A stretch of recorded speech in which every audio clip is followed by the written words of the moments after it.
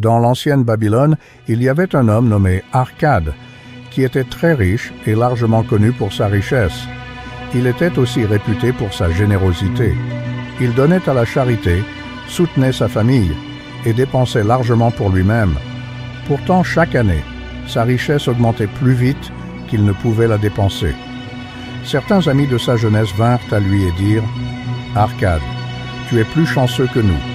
Tu es devenu l'homme le plus riche de Babylone, tandis que nous luttons pour survivre. Tu peux porter les vêtements les plus fins et manger les mets les plus rares, tandis que nous avons à peine de quoi habiller respectueusement nos familles et les nourrir du mieux que nous pouvons. Autrefois, nous étions égaux. Nous avons étudié sous le même maître et joué au même jeu. Tu n'étais pas meilleur que nous dans les études ou les jeux. Et depuis toutes ces années, tu n'as pas été un citoyen plus honorable. Tu n'as pas travaillé plus dur, ni plus fidèlement que nous. Alors pourquoi le destin t'a-t-il choisi pour jouir de toutes les bonnes choses de la vie et nous ignore-t-il, alors que nous sommes tout aussi méritants? Arcade répondit, « Si depuis notre jeunesse vous n'avez pas réussi à obtenir plus qu'une existence basique, c'est parce que vous n'avez soit pas appris les lois de l'accumulation de la richesse, soit vous ne les suivez pas. La destinée capricieuse est une déesse cruelle qui n'apporte aucun bien durable à quiconque. Elle ruine la plupart des hommes à qui elle offre de l'or non mérité, les transformant en dépensiers qui gaspillent tout ce qu'ils reçoivent et se retrouvent avec des désirs qu'ils ne peuvent pas assouvir. D'autres deviennent avares, accumulant leur richesse par peur, vivant des vies vides et misérables. Quelques-uns peuvent prendre cet or non mérité, y ajouter quelque chose, et rester heureux et satisfaits. Mais ils sont très rares. Pensez à ceux qui ont hérité subitement d'une richesse et voyez si cela n'est pas vrai. Ses amis admirent que cela était vrai pour les hommes qu'ils connaissaient et demandèrent à Arcade d'expliquer comment il était devenu si prospère. Dans ma jeunesse, commença Arcade, j'ai vu toutes les bonnes choses qui apportent le bonheur et la satisfaction. J'ai réalisé que la richesse accroissait le pouvoir de toute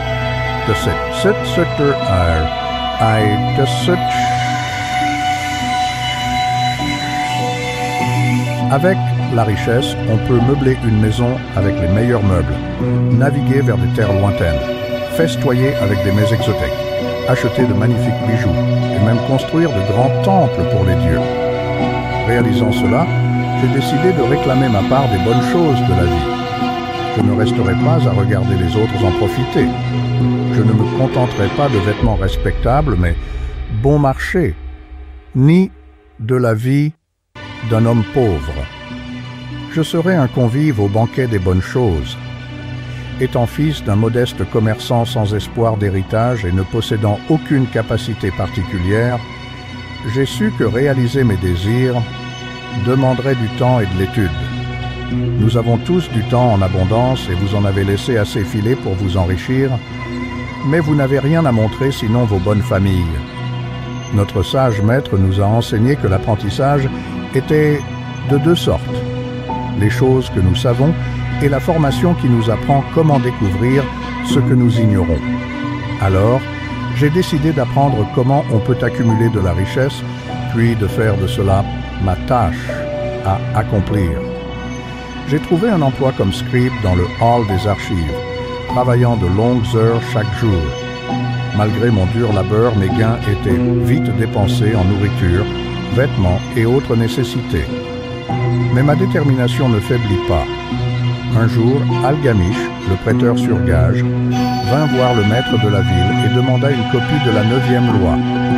Il dit « J'ai besoin de cela dans 2 jours. Si tu le termines d'ici là, je te donnerai 2 cuivres. » J'ai travaillé dur, mais la loi était longue. Et quand Algamish est revenu, la tâche était inachevée.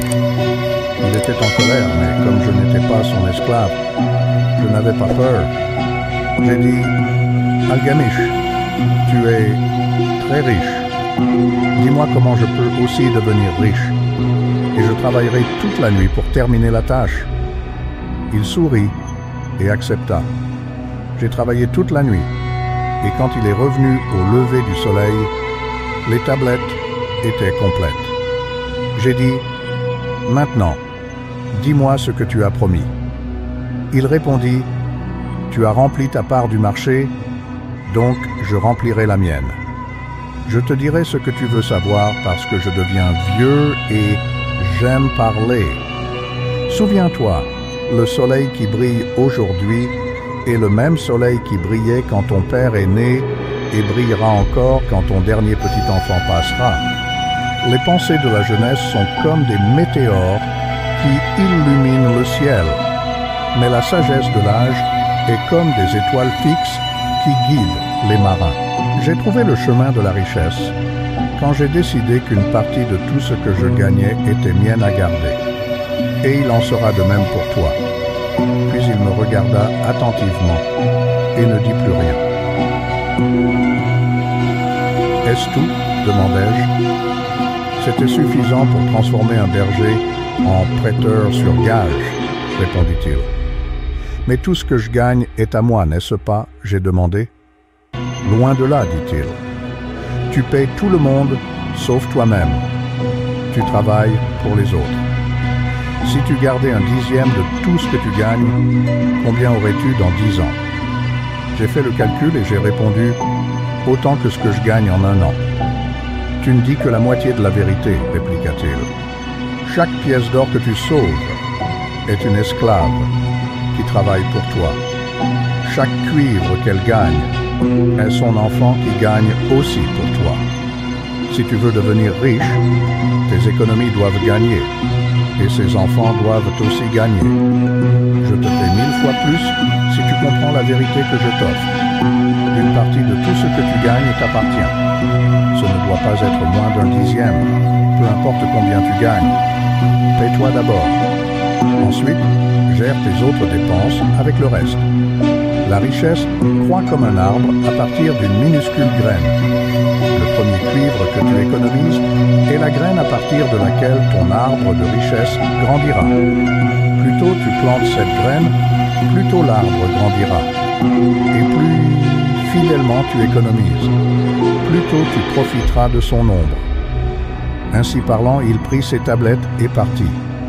J'ai réfléchi à ce qu'il a dit, et cela avait du sens. Alors j'ai décidé d'essayer. Chaque fois que j'étais payé, je mettais de côté un dixième de mes gains.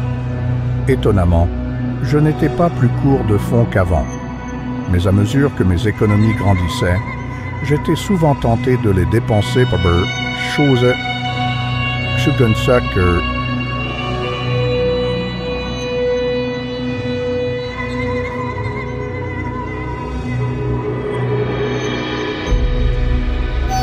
Mais je m'abstiens sagement. 12 mois plus tard, Gamish est revenu et a demandé si j'avais économisé un dixième de tout ce que j'avais gagné. J'ai répondu avec fierté. Oui, maître, je l'ai fait.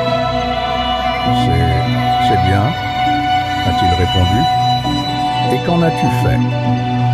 Je lui ai dit que je l'avais donné à Asmur, le fabricant de briques, qui achèterait des pierres précieuses rares pour moi à Tyr. À son retour, nous les vendrions et partagerions les profits. Chaque imbécile doit apprendre, grogna-t-il. Pourquoi faire confiance à un fabricant de briques avec des bijoux? Demanderais-tu à un boulanger des étoiles? Non, tu irais voir un astrologue? Tes économies sont dues? Sont perdues? Mais plante un autre arbre. La prochaine fois, demande conseil à ceux qui s'y connaissent. Le conseil est gratuit, mais prends seulement ce qui vaut la peine. En disant cela, il partit. C'était comme il l'avait dit. Les Phéniciens ont vendu à Asmur de simples morceaux de verre sans valeur. Mais j'ai continué à économiser un dixième de mes gains. 12 mois plus tard, Algamish est revenu et a demandé des nouvelles de mes progrès. Je lui ai dit...